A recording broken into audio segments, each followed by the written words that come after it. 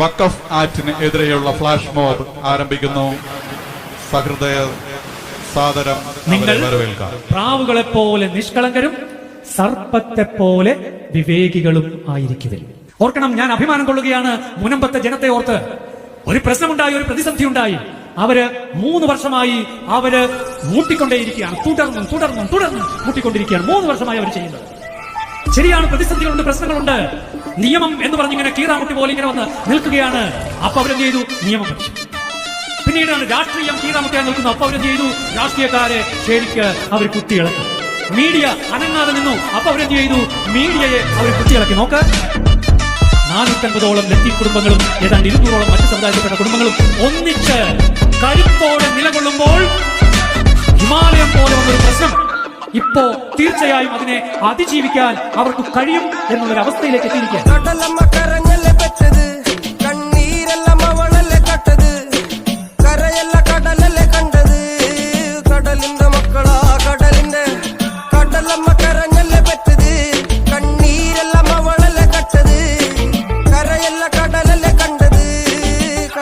മക്കളാ കടലിന്റെ ഉപ്പുകാറ്റിൽ മീനും മണക്കും. നടുക്കടലിൽ കൊണ്ടാൽ കാത്തിക്കൊണ്ട് ചോര മണക്കും. നാളെ കര കാണുമോ അതോ ഇരയാകുമോ? കടലിൽ വെള്ളത്തിൽ വരച്ചൊരു വരയാകുമോ? അനം തന്നെ ഉന്നം ബലവാൻ എവനോ അവൻ തന്നെ മന്നൻ. ഇനി നായകനോ ഉള്ളം കല്ലാക്കി വെള്ളത്തിൽ നാവികനോ കട്ടുമരക്കാരനോ പെരുങ്കടൽക്കാരനോ?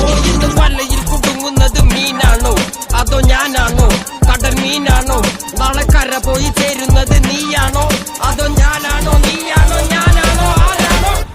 കേരളത്തിലെ ജനങ്ങൾ ജാതിക്കും മതത്തിനും വർണ്ണത്തിനും ഗന്ധത്തിനും രാഷ്ട്രീയത്തിനും അതീതമായി ജനാധിപത്യത്തിലാണ് വിശ്വസിക്കുന്നതെങ്കിൽ, മതേതരത്വത്തിലാണ് വിശ്വസിക്കുന്നതെങ്കിൽ ഉറപ്പായിട്ടും നിങ്ങൾക്ക് പുനർനിശ്ചയങ്ങൾ വേണ്ടിവരും. നിങ്ങളുടെ തന്നെ രക്ഷാകവചം വഹിക്കാൻ.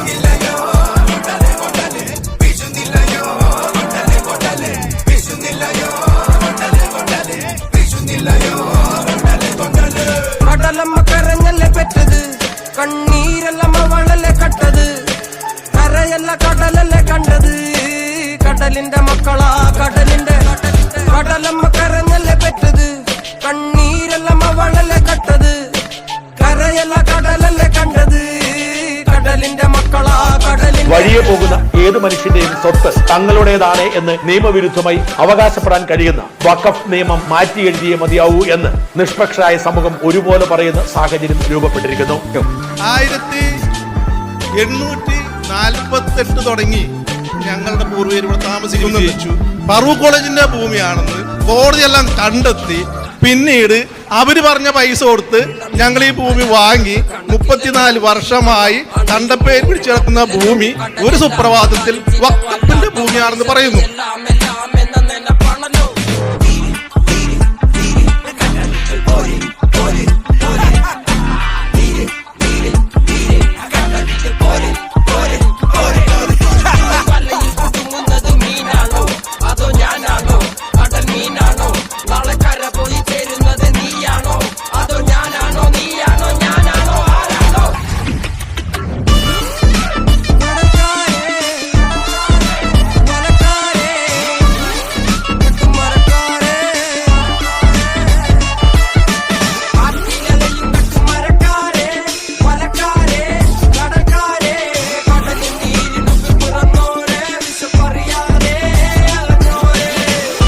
സ്വത്തിനും ജീവനും സംരക്ഷണം തരുമെന്ന് പറഞ്ഞിട്ട് പോണ ആൾക്കാർ എന്താണ് ചെയ്യണത്? ഈ 35 വർഷം ഞങ്ങളുടെ കരം മേടിച്ച ആൾക്കാരെ ഏത് കോടതി കൊണ്ടിടും ഒന്ന് പറയാൻ പറ്റുമോ? നിങ്ങളെ പോലെ ഒന്നും ഞങ്ങൾക്ക് അധികാരമില്ല, പക്ഷെ ഞങ്ങളുടെ ഈ വിരൽത്തുമ്പിലൊരു അധികാരമുണ്ട്.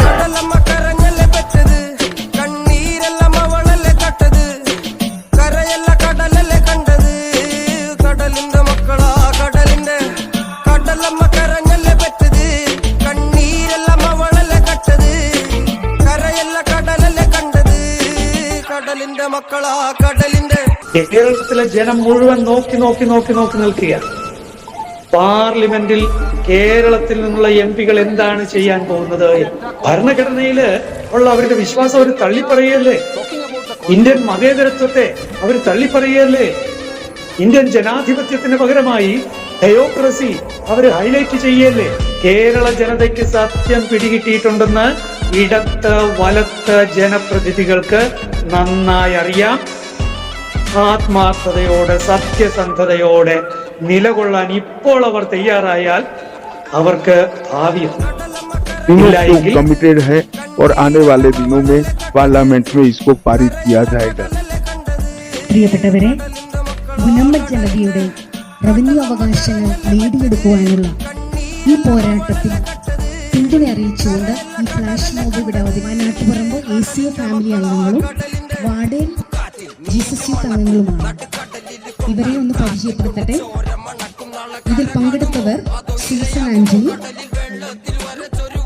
Bindu Jackson, Mini Wilson, Beena Varghese, Lily Sebastian, Jancy Antony, Mercy Joy, Baby കൊച്ചിനെറ്റി, Milda Mathews, Leena Joy, Laila Raju, Jancy Stiju, Anitha Philip.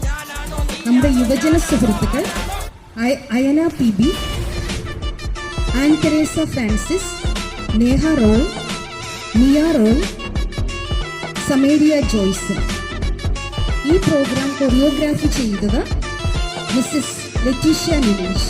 പ്രോഗ്രാമിന്റെ മുഖ്യ സൂത്രധാരകനായ എഗോഡിൻ ഡിക്കുനിയെയും ഈ വേദിയിലേക്ക് സ്നേഹപൂർവ്വം ക്ഷണിക്കുന്നു. ഐഡിയയും കൺസെപ്റ്റും കൊണ്ടുവന്നത് വളരെ ചെറിയൊരു സമയത്തിനുള്ളിൽ എല്ലാം ശരിയാക്കിയത് അഗോഡിന്റെ ആ ഒരു വലിയ ഒരു മനോഭാവം ക്രിയേറ്റിവിറ്റിയുമാണ്. നല്ലൊരു കൈയടി കൊടുത്ത് നമുക്ക് അവരെ ആദരിക്കാം. Thank you so much. നിങ്ങൾ ഈ ഒരു സമരം വിജയിക്കാനും നിങ്ങളുടെ അവകാശങ്ങൾ എത്രയും പെട്ടെന്ന് ലഭിക്കുവാനും ഞങ്ങളുടെ എല്ലാ പിന്തുണയും ആശംസയും അറിയിക്കുന്നു. അതുപോലെ പ്രാർത്ഥിക്കുന്നു.